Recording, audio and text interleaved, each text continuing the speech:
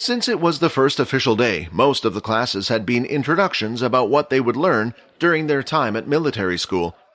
Peter and Quinn had done their best to avoid most other students after everything they had been through. Fortunately, luck finally had smiled upon them, and nobody had troubled them. Once classes had finished, it was time to go for dinner.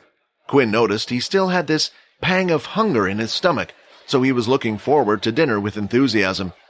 This time, Quinn and Peter both sat on their own at a table in the low-level area. Peter started to look around the room as if he was trying to spot someone. "I don't see Vorden anywhere. Do you think he's okay?" Peter asked, some worry in his voice. Quinn's eyes, which had been focused on his meal so far, roamed around the room as well, yet he too was unable to find Vorden at the canteen. "I wouldn't worry about it too much. I think we both know that he is a lot safer than us at this school," Quinn reminded Peter. The two continued to eat, and once they finished dinner, they decided to head back to their dorm room. To their surprise, Vorden was already in the dorm room, lying on his own bed. When the two of them closed the door behind them, Vorden lifted his head and smiled at Peter and Quinn like usual, as if the whole episode with him leaving them in the hallway in anger had never happened. "Hey, I've been waiting for you two for a while now," Vorden said as he got off his bed. "I wanted to apologize for earlier. I wasn't angry at you guys, but just at this whole situation." When Vorden got up from the bed, Quinn noticed a bruise on the side of their friend's face. It was slightly red and a little swollen. "What happened to your face?" Peter asked. "Oh, this?" Vorden touched the marking. "I got into a little scuffle of my own, but don't worry, I didn't lose. You don't have to worry about me, I'm strong." He flexed his muscles as if to stress his point. A loud growling noise escaped from Quinn's stomach, shifting the topic. Peter and Vorden immediately looked at Quinn, whose face had gone red with embarrassment, before all three boys broke out in laughter. "Sorry, I guess I'm still hungry after dinner," Quinn explained, his head behind his arms, trying to hide behind them. "Why don't you grab something from the convenience store? It's not too far away," Vorden suggested. Quinn looked at his watch and disappointment replaced embarrassment. Although he would have liked to buy himself a snack, he had no credits after their earlier encounter. Before he could even say anything, Vorden had come over and tapped his watch against Quinn's. "Transfer of 10 credits successful," the notification sounded. "Don't refuse, man. Just take it as my apology and go grab something," Vorden insisted with a smile. "Thanks." Quinn left Peter and Vorden on their own and rushed off to the convenience store. It wasn't too far away from military school, just 20 minutes by foot at a normal tempo. At the front of the school was a huge gate that had 2 guards standing at the entrance at all times. Only students, teachers, and certain military personnel were allowed on the school grounds. Any time a student wanted to leave, they had to show their wristwatch to the guard, and the same procedure was followed upon entering. Once past the gates, Quinn decided to test out how much 10 stamina points really were. It had already turned dark, and the sun was nowhere to be seen. He started to jog at a relatively fast pace to the convenience store. After running for about 5 minutes, he happily noted that he wasn't out of breath like he usually would be. He decided to run even faster, eventually reaching the convenience store in 7 minutes. Impressive, Quinn thought. He had run over 1 kilometer in just under 5 minutes, and he was not out of breath. He realized that his body had changed. He no longer had the weak body he used to have, but the body of an athlete. Another thing he noticed while running at night, he could see everything very clearly. Even when there were no streetlights, it was as if the moon had lightened everything up. A type of night vision of sorts. "Your hunger grows slightly." I know. Annoyed, Quinn waved it away. "I will deal with that in a moment." Once Quinn entered the convenience store, he grabbed a few of his favorite snacks. Some late-night ice cream and potato chips. That was when he suddenly spotted Rylee and his friends in the same store just down another aisle. He ducked down quietly and waited for them to finish shopping before deciding on his next course of action. "Here, I thought I would have to track him down, but it seems like he's come right to me." As he waited, he looked around him, only to notice that next to him were a lot of masks. There was one in particular that stood out to him. It was a fully black mask that covered the top half of the face, only leaving the mouth open. Across the mask was a very realistic blood-splatter design. Quinn waited until he heard Rylee and the others leave the store, then he grabbed the mask and snacks and placed them on the counter. Ironically, while Quinn had been busy stalking Rylee and his friends, He completely ignored the only other person in the store, Layla. What the... We're months away from Halloween, so what is he doing buying a mask like that? She thought to herself. She decided to continue to follow Quinn and see what he was up to. Hey, we're going to just shoot some hoops in the park. You want to join? One of the boys asked Rylee. Nah, you know my ability is useless for playing games like that, Rylee replied. I think I'll just head back and wait by the school gate, see if there are any more suckers I can leech some credits from. The other two boys looked at each other. They felt guilty, aware that what they were doing was morally wrong. Still, they told themselves that they were merely doing it because they themselves didn't want to get beaten up by a higher power level. While this might have been true for two of them, Rylee had started to gain pleasure from bullying those weaker than him. Rylee started to head back to school and passed through a small park on the way back.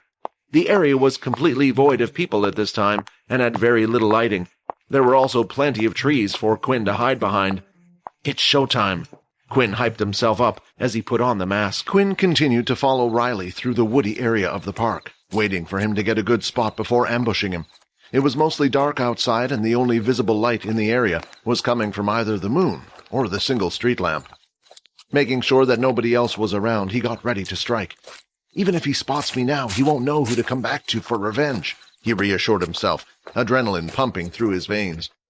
Rylee, oblivious to the fact that he had company, went through the information on his watch. The glowing light displayed his total of 80 credits. I'm a genius.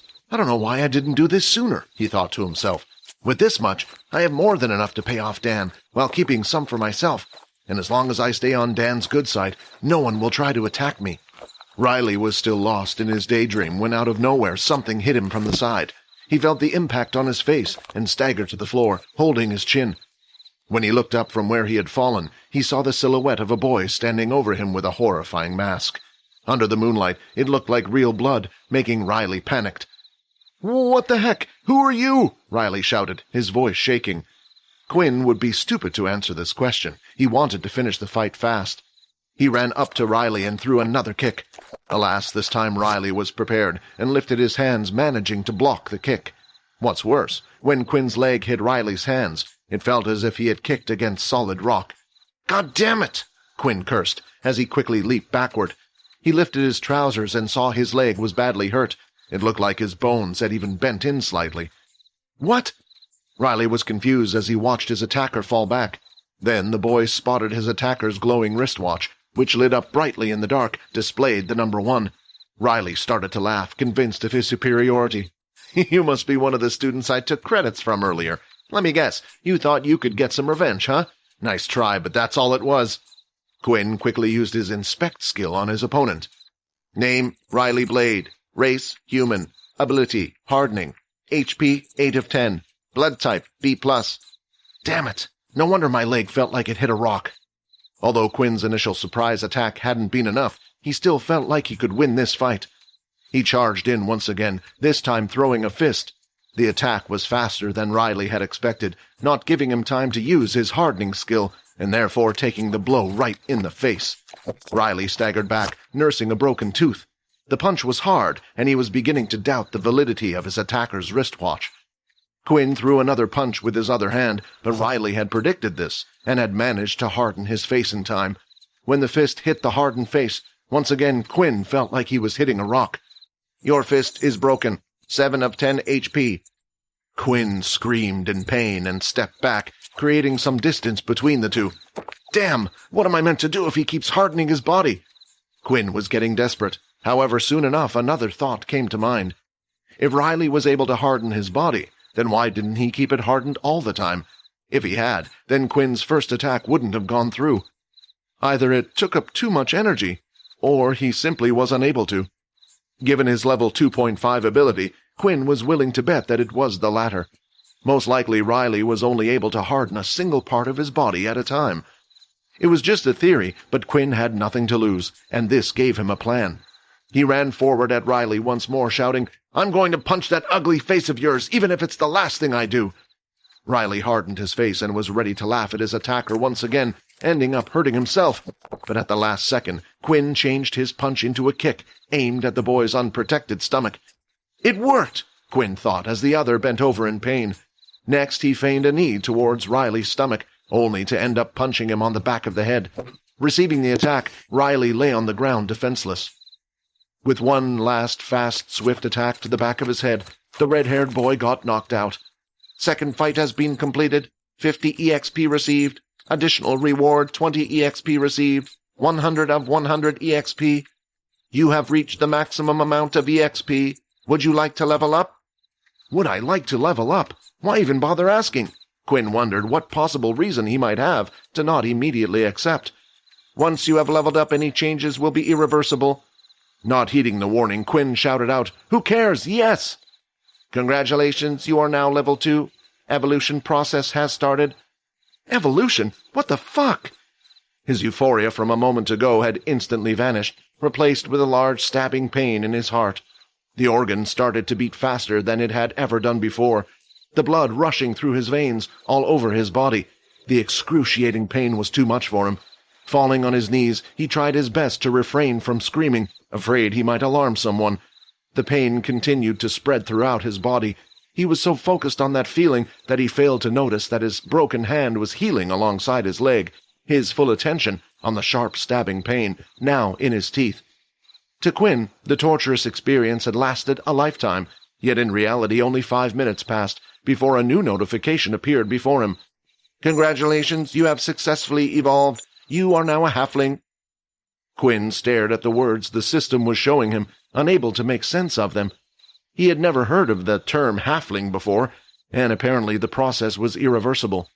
Before he could spend any more time on it, even more messages appeared. Your stats have increased. Skill unlocked. Level 1, Blood Swipe. Blood Swipe. The skill has a range of 5 meters.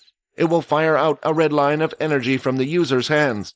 To use the skill, the user must use their own blood, causing -1 HP per blood swipe. He had no time to check his new stats, as yet another message showed itself, this one bolder than the previous ones. It drove Quinn into a state of shock. Your hunger grows. You can no longer suppress your need for blood. Your HP will decrease by -1 HP every hour until you have consumed human blood. Subscribe to the Pocket FM Blockbuster YouTube channel and press the bell icon for instant notifications. Check out our channel for more exciting shows.